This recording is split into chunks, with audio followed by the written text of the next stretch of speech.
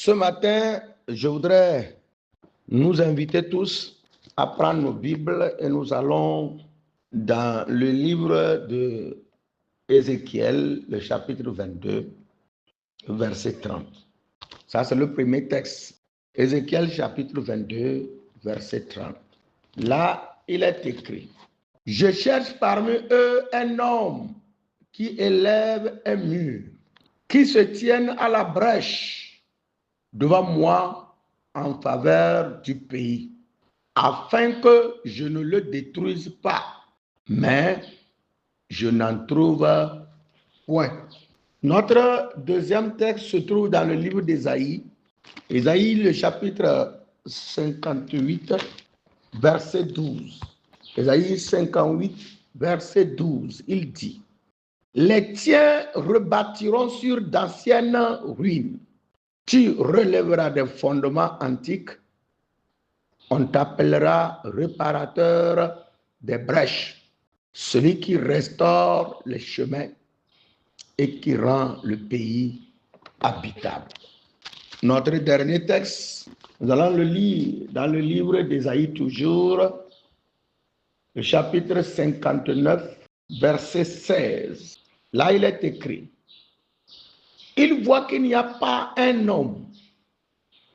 Il s'étonne de ce que personne n'intercède. Alors, son bras lui vient en aide et sa justice lui sert d'appui. Amen. Je cherche un homme qui se tient à la brèche. Alors, se tenir à la brèche ou la prière d'intercession se définit comme c'est une prière où l'on demande à la place d'un autre, que c'est la supplication en faveur d'un autre. Un intercesseur, c'est celui qui se met à la place d'un autre ou plaide la cause d'un autre. Une définition nous dit que c'est une prière sainte, pleine de foi et de persévérance, par laquelle quelqu'un supplie le Seigneur pour un autre ou des autres qui ont un besoin vital de l'intervention de Dieu. Cette prière dépasse les besoins personnels de celui qui prie. Donc, quelqu'un qui se tient à la brèche, c'est un intercesseur. C'est quelqu'un qui élève sa voix vers Dieu, non pas pour lui, ses propres besoins, mais pour le besoin des autres. Pour intercéder, l'homme doit être plein d'amour. Et intercéder, c'est entrer en partenariat avec Dieu dans sa mission pour le monde et pour son Église. Donc, si nous nous tenons à la brèche, c'est que nous entrons en contrat. C'est comme un contrat de travail que nous signons avec Dieu dans sa mission, pour accomplir sa mission, pour le monde, pour sauver les âmes perdues et pour l'Église, qu'elle se tienne ferme et qu'elle se prépare pour le retour de Christ.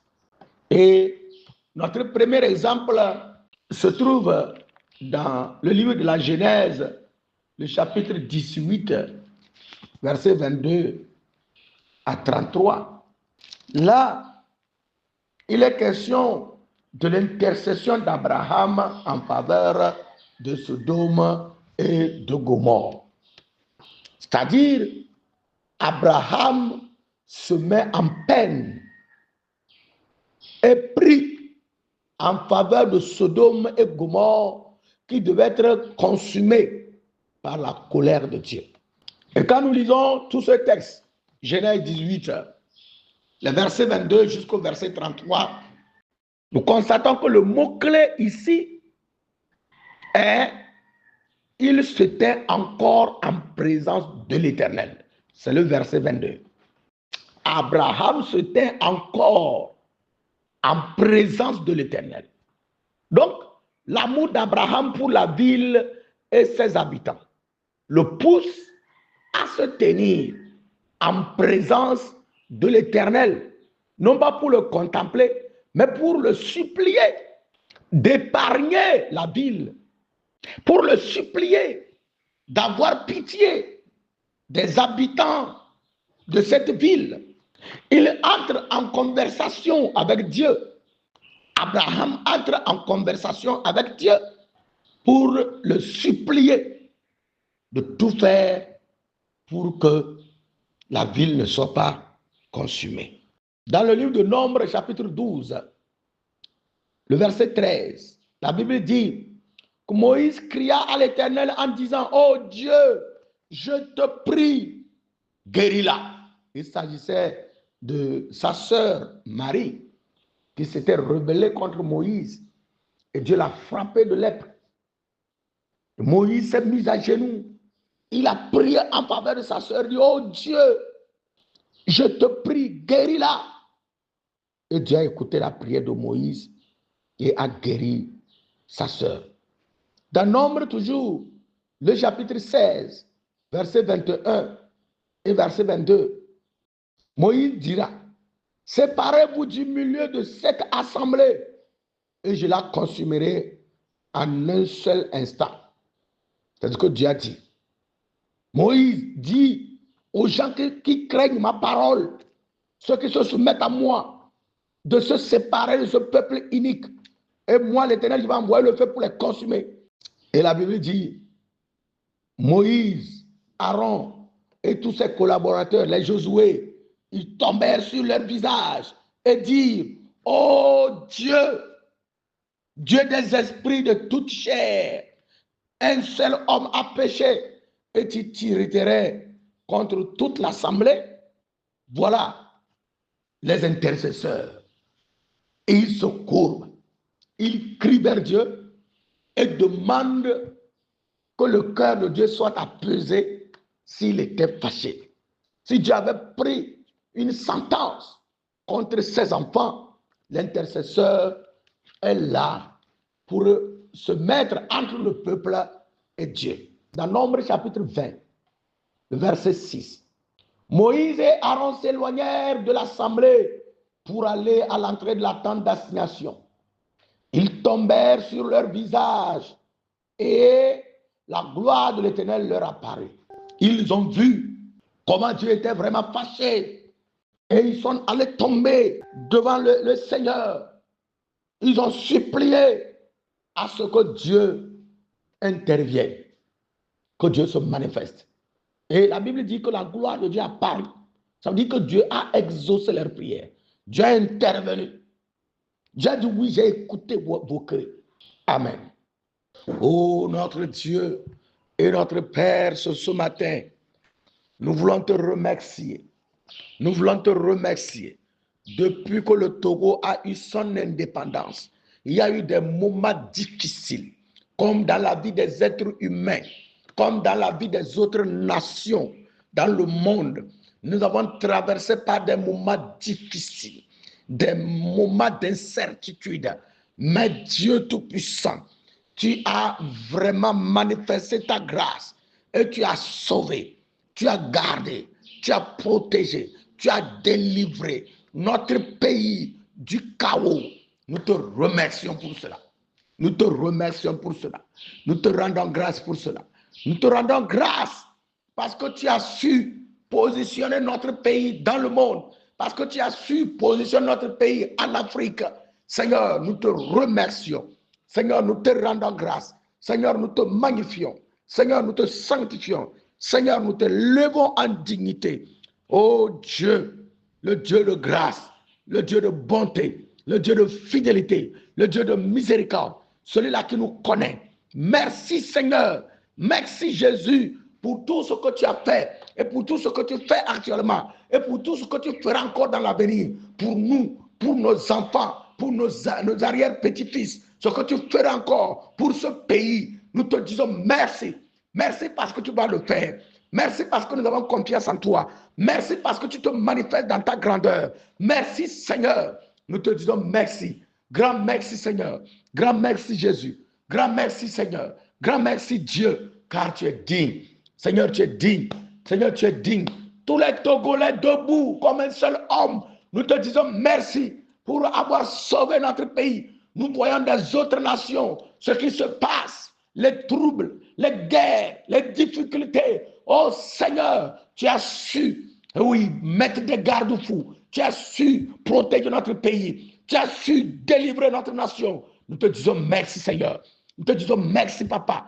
Nous te disons merci Papa. Nous te disons merci Papa. Dans les cieux, nous crions merci Papa. Sur la terre, nous crions merci Papa. Sur la terre, nous crions merci Papa. Seigneur, merci. Merci pour la délivrance que tu accordes à notre pays, le Togo. Merci pour la protection. Merci pour la grâce. Merci pour la faveur que tu fais à notre pays.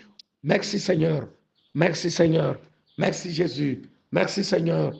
Oh mon Père, dans le ciel, tu nous regardes. Abraham avait dit, oh Dieu dans les cieux, regarde dans Sodome et Gomorrhe.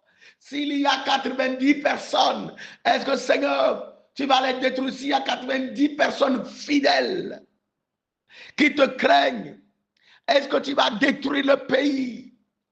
Oh Seigneur, la Bible dit qu'on n'avait même pas trouvé 90 personnes fidèles à Dieu dans la vie de Sodome et de Gomorrhe. Abraham a intercédé jusqu'à 5 personnes. Il a dit, s'il y a 5 personnes seulement qui craignent ton nom, vas-tu détruire la ville? Et dans la ville de Sodome et Gomorrhe, il n'y en avait personne. Oh Seigneur, ce matin, me voici à genoux, la face contre terre. Seigneur, je te supplie. Regarde mon pays, le Togo. Regarde parmi nous combien ils sont fidèles à toi. Combien ils te craignent. Combien marchent avec toi. Combien te donnent les honneurs dans leur vie. Combien savent que tu es Dieu et qu'ils s'inclinent devant toi. Oh Jésus, aie pitié de nous. Aie pitié du Togo. Pardonne-nous nos iniquités. Pardonne-nous nos péchés. Pardonne-nous nos cruautés, nos méchancetés. Dans les villages, tu vois ce qui se passe. Dans les hameaux, tu vois ce qui se passe. Dans les villes, tu vois ce qui se passe. Je te supplie, Seigneur. Oh Jésus, je te supplie. Mon Père, mon Père, mon Père, je te supplie pour le Togo. Je demande de nous pardonner nos péchés. Pardonne-nous. Pardonne-nous. Nous nous sommes repentis devant toi. Nous avons les genoux courbés, la face contre terre, en faveur du Togo. Oh Jésus. Oh Seigneur, c'est toi qui pardonnes. C'est toi qui pardonnes. Je te supplie ce matin en faveur de mon pays. Je te supplie ce matin en faveur de mon pays. Je te supplie ce matin en faveur de mon pays. Tu as dit que tu recherches un homme qui se tienne à la brèche et ta main va lui venir en aide afin que le pays ne soit pas détruit ce matin. Je suis à genoux. Je demande le pardon de nos péchés. Pardonne les péchés de tous les Togolais, des plus petits aux plus grands. Hey Seigneur, des paysans jusqu'aux grands, aux supérieurs, aux dirigeants. Je te supplie, pardonne-nous nos fautes. Tu as dit dans la parole, dans Romains, que nul n'est juste, que personne n'est juste devant toi, que tous sont corrompus et sont privés de la gloire de Dieu. Oh Seigneur, est-ce que à cause de nos péchés au Togo, tu nous prives de ta gloire? Jéhovah, tourne encore un regard favorable vers nous. Nous nous repentons à genoux, les larmes aux yeux, nous prions. Aie pitié de nous dans ces moments difficiles dans notre pays.